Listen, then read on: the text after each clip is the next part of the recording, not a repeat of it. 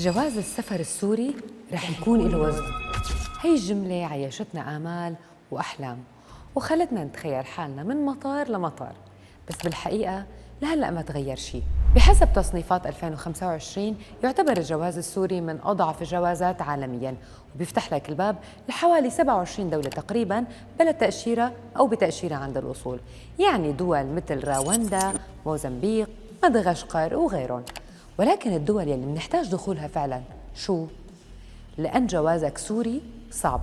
بالإضافة أنه في كتير بلدان وضعت قيود للسوريين حتى على الفيزا السياحية مثل الإمارات، مصر، الأردن وغيرهم. هلأ الرسوم تخفضت وصارت 1,600,000 لجواز السفر الفوري بدل من 2,000,000. أما إذا كنت مغترب برا البلد فرسوم جواز السفر المستعجل $400 بدل من 800.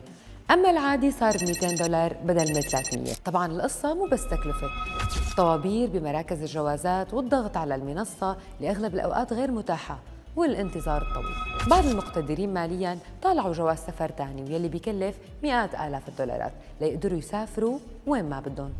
أما نحن المواطنين العاديين ماسكين هالجواز وناطرين الفرج. جواز السفر هو وثيقة من حق كل مواطن سوري، بس لحد اليوم هو حلم لكتار، وإذا تحقق هالحلم ما عم يكمل بسبب محدودية صلاحيته. بس يا ترى رح يكمل شي حلم من أحلام السوريين اللي صارت كتير كتيرة؟